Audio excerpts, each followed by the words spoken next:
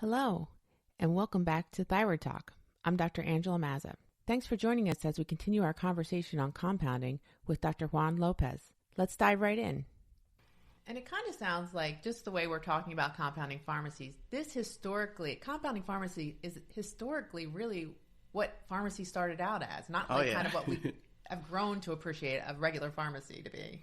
Yeah, I always liked the old, like Norman Rockwell pictures, and I love that picture. Yeah, and I can see that in my head, right? Yeah, oh yeah, and you can, there's especially one where there's a sick kid in the corner, and the pharmacist is there, like eyeing out some cough drops, and you need a little bit of a pain reliever, a little bit of cough suppressant, a little cherry flavor, so you don't spit this up everywhere, and a lot of those antique, photos and paintings are actually how, medicine was back then, making it for the patient. And there's even old school formulas that we make nowadays that have its roots from back then. It works really well. And those are things that the docs, like for certain conditions.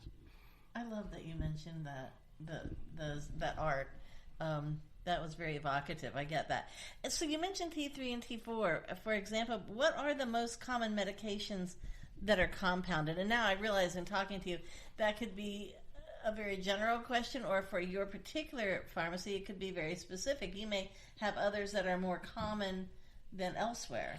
Oh, yeah. You'll have compounding pharmacies that are generalists that will do anything and everything. And then you have some shops that are very specific on, the disease states and patient community that they're working in. So I know for our pharmacy, we do a lot of hormone replacement. That includes, anywhere from, men's health, women's health, especially thyroid replacement. That's a big one. Is this what friends of mine might call HRT? Yes, the hormone replacement therapy where you're using, estradiol or progesterone or something like that to pretty much supplement them with some of the formulations that we prepare. But a lot of times too, we'll do like allergen avoidance medications. So let's say you're taking a medication that commercially is available for, the condition that you have, but you have, a sensitivity back because they put, corn in it, or they put something that's derived from an ingredient that you're allergic or sensitive to. So compounding pharmacy can take that pure chemical and create an oral dosage form for you that can provide the active pharmaceutical, but maybe in a filler that you can tolerate or have no issues with. So that's the allergen avoidance that we do a lot of. There's also drug shortages, and nowadays, especially with supply chain, the drug shortages are crazy. Oh yeah, back orders, drug shortages. One of the things that I'm really proud of our pharmacy for and the people that were working with us then and now is during the beginning of the COVID-19 pandemic, like hand sanitizer was gone, right? Like you couldn't find it. You guys batched your own, didn't you? Yeah, so the FDA came out and said we identify this as being a real big supply chain issue. And they even did it, the alcohol distilleries had a guidance. But yeah, the FDA put out a guidance on how to do what you had to meet in order to prepare hand sanitizer for that drug, that shortage. And yeah, from the beginning, we didn't miss a day through the pandemic. It was just, we re-geared, we retooled, we got everything set up for hand sanitizers. And when everybody was desperate, we were able to help fire stations, doctors' offices. Wow. Patients, like anybody that just couldn't find it, we were able to step into that role. I would never have thought of that. Yeah. So that's amazing. The same thing applies to, let's say, your medication for, blood pressure. All of a sudden goes on back order. Metformin at the time had a recall because of something that was in there, a contaminant that was in there. So all of a sudden that's gone. Where do you go for a maintenance medication? And then that's where we step in during that time where there's that drug shortage. We can get the pure powder. And a lot of times, if there's a drug shortage on the commercial product, you could probably get the pure powder because the manufacturers that are making that are ordering their own supply. They order tons of it, whereas the small pharmacy like me, a vendor that's FDA registered pulls in an amount to split out with a lot of different pharmacies. that's going to have a different supply chain issue. So while the commercial tablets on back order, we're able to get the pure powder and formulate it. So that's definitely, one of the things that you can find at a compounded pharmacy, as well as the big thing is changing the dosage route. So let's say you get a pediatric patient that needs a medicine that's only available as a capsule or a big old tablet, right? Pediatric patients that are younger don't know how to swallow, the tablets, and you're trying to figure out how do I get that medication to them. So we can prepare that as an oral liquid. Cancer patients too. Oh, that too. Like if you can't swallow. Yeah. So you can make that as a liquid medication and deliver it, the dose that they need, have it calibrated so they get exactly the medication they need at the dosage that they need, and they're able to actually take that rather than swallowing it. They can just drink it as a liquid. So that's kind of an example. Yeah. Just wonderful. You mentioned the cherry flavoring earlier, and I thought I didn't like cherries my whole life because I think I may have had some odious cherry flavoring as a child 8,000 years ago. So I'm sure that it's delicious now. I betcha. Oh yeah. Yeah. See, I knew it would be. But yes, cherries are very delicious. They're not the same as what we had as children with that flavoring. So Juan, is that the traditional word? Was that the historical word, compounded? Words interest me. So there are many words that I guess could kind of fit. It could be compiled or created, but compounded is a very specific term, which I like. It's clear, but I just wondered about why it's that particular term. Well, definitely that term compounding, that actually specifically, relates to that preparation, that creation, that mixing. There's actually an old term that they have that you'll see sometimes on a lot of the pictures or even sometimes on some of the literature, but it's messet fiat secundum artem. So it's actually Latin, and it's mix and make according to the art. Oh, very cool. Yeah. So, and that just pretty much means pharmaceutically, prepared. I love that. But yeah, that mix and make according to the art. So one of my favorite books, my first book as a compounding pharmacist, was actually Lloyd Allen's The Art, Science, and Technology of Pharmaceutical Compounding. So you can even see, and now this one, the one I have here is like the 6th edition. Mine is an old battered, pretty old book that, I just got, and all the terms, everything that's in there, that's a lot of the basic foundation of what you're doing. And yeah, compounding is the term that they had used for a while, and they still use to this day. That's wonderful. And Juan has his book with him. It's a very large book. It is. Would you mind saying the name one more time and the author one? So the author is Lloyd Allen Jr. He actually his book, and it's gone through many different editions. L-O-Y-D, which is like L-O-Y-D. Yeah, it's The Art, Science, and Technology of Pharmaceutical Compounding, and that actually does describe a lot of what we do. Because it is an art. Because sometimes you can follow a formula, but if you don't have the skill or that art side of it, of how you manipulate, of how you work in it, your preparation won't come out appropriate, right? And then, of course, science, it's all backed up by that, right? And then the technology, because we have some really cool tech that we use in the compounding lab nowadays, make sure we get the best preparation. So, yeah, those things definitely all have a factor in it. And you happen to have the 6th edition, I think, with you. Oh, yeah. Okay. Yeah, the 6th edition. I think mine was like the 2nd or 3rd. I just know some listeners are going to want to take a look at that for sure. Yeah, I'm pretty sure, because I was looking at mine. I was like, well, we got to get an updated one, because they do have formulas in here and just some terms and some updated things. I think mine had some stuff about anthrax compounding and stuff like that. Like it was like, this is what you do in a national emergency type stuff. So, Okay. So because if all power goes out, you have the book and you can do it. So we're going to call Juan if that happens. Juan, you're on speed dial. Let me just take a moment and put that in my phone right now. You know what? One thing I hadn't thought of until this very moment is that you guys, talking about the hand sanitizer, you were able to really spin on a dime and get that going. Yeah, that's one of the great things too, is because we are smaller, because a lot of times manufacturers, in order to even do a run, they have to supply a good bit of, of raw materials, and there's processes that they have to do. And think about it too, like when you get a bottle of hand sanitizer, the expiration date is years out, when anything's compounded, we have beyond use dates. So, they're much shorter, because the process that we have, which follows the guidelines, that's what they require, because without testing that the manufacturers have done, you got to pull back that expiration date or have a date made, and it's only used during a certain amount of time. So though that hand sanitizer was one, and it was like a great example of, okay, there's an immediate need. Manufacturers are tooling up, but it's going to be some time. So we were able to fill that gap by being able to source in top quality, ingredients to start with. We had the know-how, we had the facility, and we had the guidelines put forth by the FDA and the state boards on how to do it. So it was really a great example of, like, all of a sudden the entire team, including regulators, doctors, the pharmacy, the manufacturers, all pulled together and were able to solve an issue. That's a wonderful story. Yeah. Really. And when I think we've really touched on this at this point, but I still just want to ask this, and maybe it'll bring up something else. So I think we've already covered this quite a bit, but this may bring up something else that you want to talk about.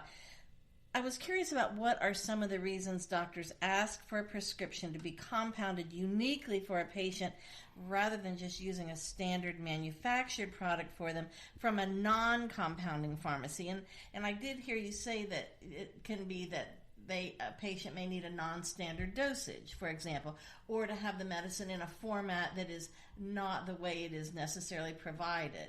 Are there other reasons that maybe doctors sometimes just prefer to use send their patients to a compounding pharmacy? Well, those are all great reasons, and yeah, a lot of times when we get requests from doctors, there'll be anything from just non-standard doses, so like if you need to go 3/4 of a strength on a drug, you'll end up having, you can't split a tablet really precisely in 3/4, or that tablet's so small to start with. Dog medicine, and it's you have that starts little just flaking away, and next thing you know, you have a pile of powder. Exactly. In my case, maybe not other people. And for some therapies, you don't really want to guess on the dose. Some of them are so large that you can, there's a sway in that, where even, medications may have a plus or minus 10% error on it anyways. So if you're cutting it and it's not quite right down the middle, some medicines that's okay to do. And a lot of times they'll even be scored to help with breaking them, right? But sometimes, you want a really accurate dosing. And if it's if your dose, at half strength is just not doing the trick and you're feeling terrible, and the full strength of it really gets you, overamped rep, like it's just not a good fit. And right in that Goldilocks section at 3/4 would be your perfect dose, then that we can prepare that for you, So that's really that nice slot where we can get that patient specific dose. Allergens is a big one too, So especially thyroid patients. Yeah, I was going to mention that. Yeah, if they're like, I just can't tolerate the dextrose or lactose or, the starch that's in this, And they might not even realize from a patient point of view. Yeah, I mean, patients with Hashimoto thyroiditis, who we talk about quite a lot, have different sensitivities. So there's sensitive. Yeah, there's certain fillers, like you mentioned, that folks are very sensitive to. Some standard preparations have gluten in them, which is kind of a no-no. I mean, it really flares up people. Plus, people with Hashimoto thyroiditis can have absorption issues. So that tends to be a problem. So if you're not absorbing your medication, then you're not going to get it. So yeah, and a lot of times that's where we end up, like for compounding, like why would someone compound?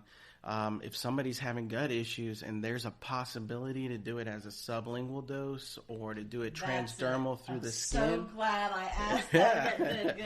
So you can actually, develop the medicine. You got to know a little bit about, the ingredient you're working with. Will it absorb through the, through blood vessels under the tongue? Is that drug molecule too big and you're pretty much just swallowing it? You're not really absorbing it, under the tongue? Just passing through. Yeah. Even transdermally. So, sometimes through the skin, if you're making a cream, sometimes the drugs are too big to be absorbed. Sometimes if you use it topically on your skin, you're not going to get a whole body response. It'll only work in that area, not the whole body. Now, that's not always the case with creams, because there's certain drugs that you do put as a cream and it goes onto your skin. It's going to be absorbed and work throughout your whole body. That's why sometimes caregivers in, the nursing homes, if they're using something for calming a patient that's usually typically compounded, and they have to apply that cream, they have to use gloves, because if not, they're going to get a reverse dose. I'm so glad you brought this up, Juan, and this is a total aside. I had not even thought about this, but I've had over many years, not recently, but I've had a couple people mention, well, a medicine's just, anyone could use this because it's just topical, but they don't understand that it goes through, it's really systemic. metabolized in your body. You can't just share. That's why you're not supposed to share your medicine sometimes, because it can be bad for someone else. Oh, well, and that brings up even like just general pharmacy, sharing medications. Everyone is different. It's a no-no. Whatever would work for you at the dose that you're at may completely not work for someone else. I don't have this problem, but what if someone has a liver dysfunction and now medicine that goes through the skin is metabolized in the liver? Yeah. Do you want to share that with your friend? Perhaps not. Exactly. Because they might not even know that it's a problem. They may not know, or they may not have considered it, because guess what? That's why you have your physician and pharmacist team, right? Are very important. Yeah, right. so you end up having that situation where that medicine may not be the best for the person. Now, sometimes we use topicals because the absorption is much less throughout the whole body. Yeah. But again, that's a conversation that should be had with the doc, with the pharmacist. So then that way they're getting the best thing that they need for their health. It's just funny because I honestly had not even thought of it until this moment. And it's been years back, but two different people, unrelated. Oh, I can just let so and I was like, no, you just really cannot. And that's a big problem too for antibiotics, and because some people say, oh yeah, sure, use this. I got some of this leftover. Yeah, right. I got some leftover antibiotics, but first off, let's say that person doesn't have the same infection that you had. Right, the coverage is different. So they're not going to actually really be treated. They may feel a little bit better because maybe that medicine had a little bit of coverage of what they have, but maybe they're not getting the right therapy, right? Maybe they have a condition or an allergy, or they're taking a medicine. Medication. Yeah, right. I just read about this the other day that on certain medication you cannot take certain antibiotics. Right. And you have that interaction there. A layman person wouldn't know that. Yeah. So and then all of a sudden, unless like me, they bumbled into it. Yes, this layman bumbled into that. Right. So then you have that person that's not being treated, that's using something that may not be working well. And maybe it's really old and expired, and maybe not even at its full strength. So that's why it would be best. I mean, nowadays you have telehealth. There's so many avenues, there's urgent. Like you can get in to see somebody for like because that means it's very acute. Like it's very we got to take care of this, but you don't want to go to the ER. Nowadays we have so many options where even from your phone. You can talk to somebody, and maybe that person's like, you know what, that's not even that's a viral thing. That's not even, we don't want to use an antibiotic. And then we can avoid the superbug. Yeah. That's why we're told to take the whole course of antibiotics. And that's why we shouldn't overprescribe antibiotics as well. So and we're not going to solve this in one talk. There's huge committees that that's what they're looking at, and that's why especially in the hospitals you have antibiotic stewardship and all this, because you don't want to create an issue where something's mutating outside of the tools you have in order to treat it. So but definitely if you're going to be taking medicines, make sure your doc knows it and your pharmacist knows it. But when we look at the whole of society, we don't want bacteria that are resistant to the tools that we have. Right.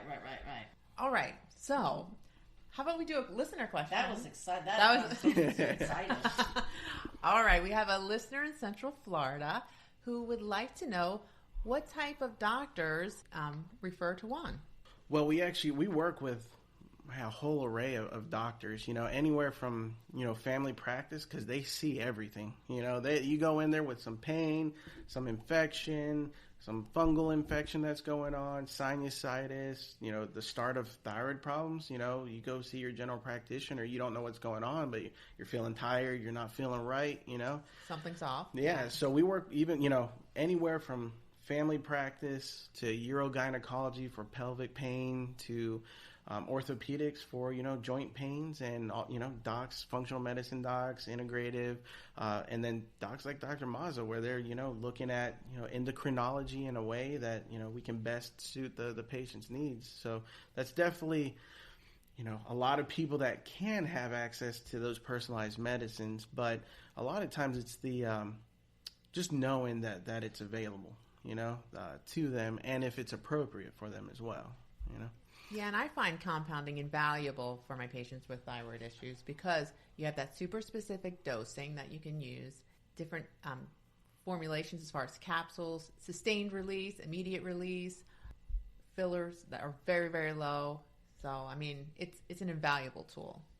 Yeah, that's especially when we're looking at the endocrine system, and we're looking at thyroid health and things of that nature. What do those patients need? So especially when you go to T3, T4 thyroid compounding, that in itself is like its whole world. You could probably spend your whole day doing that. Yeah. I love that it's a whole world. Yeah, because and I don't know if you want to get into this now with especially the formulations and things like that, but some of the options that are available to thyroid patients, right? You have your desiccated thyroid, which is usually porcine derived. It's coming from pig.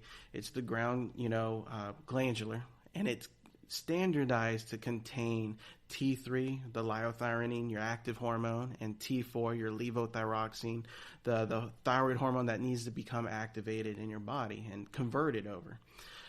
That component, along with a lot of the unmeasured things that are found in the gland, that is what desiccated thyroid is. And sometimes you'll hear patients refer to it as natural thyroid therapy. That's what that is thyroid USP, that standardized glandular component that you can use to treat, the thyroid. And that's available commercially as well. And then also we get called on, to compound it whenever there's that specific dose that you need. Or let's say, your perfect dose would be, a standard thyroid USP dose, but you just need a little bit more active hormone, a little bit more T3. So we've even prepared it where it's desiccated thyroid with a little touch of that T3, and you have it in there. Yeah, so fine-tuned. Yeah. And one of the things, too, is because sometimes I'll get this question, like, can't you make my thyroid medication with no filler? And the thing is, because you're dealing with micrograms, you have to have something, sort of right? Filler. So the process... So hold it together. Is that what... Well, to calibrate the dosing, because T3 and T4... So when you compound something, you can use... alone or in combination, you can use pure T3 or liothyronine, pure T4, levothyroxine, or desiccated thyroid hormone. So when you have those three... thyroid hormones weighed out in milligrams. You can actually weigh out an amount that the scale can measure. T3 and T4, if you just tried to measure out pure T3 and T4, we're talking micrograms. Like a lot of scales, don't measure down that low. So you have to do something that's called an aliquot. So you take that medication, right? It's calibrated, and it's pretty much a powder that you dilute the active, so that way it's calibrated to have a certain strength of that T3 or T4 in an amount of powder, so you can actually weigh it out onto the scale. So what we do, at our pharmacy is we mix that. We get that active, it's called an aliquot, so we get that active aliquot powder calibrated, and we send that off to a third-party testing, because if you start building a house and that foundation cornerstone is off, the rest of the house is going to be crooked. So that starting material that we work with, the T3, T4, we send out for third-party testing, and it's a lab, and it'll tell us, you're either right on the dot, you're at 101%, 99.9%, and we've turned it into a competition to see who can zero in right on top of 100, because that process can involve, mortar and pestle. So you're, grinding that, you're diluting it. You're trying not even a speck of that goes outside of the bowl that you're working in, because all of a sudden now that's less of that active drug, Right. And a little can make a big difference in people's symptoms. Absolutely. Because, My patients want to be consistent in how they feel. And even a little bit of variation. Yes, we do. Yeah. Yeah, they can feel it. So, I mean, Yeah. we're relying upon you to be as consistent as possible. Oh, it's yeah. a big responsibility. Oh, we take it real serious, real serious. We send that out for third-party testing. When it comes back cleared, then we weigh out all the ingredients to start, actually mixing and making the capsule to be hand-packed, hand-encapsulated for your specific batch. We're going to push pause right there on part 2 of Compounding Pharmacies and Compounding Medicine. Join us for part 3 coming up soon. And as always, listeners, thanks for joining us for Thyroid Talk.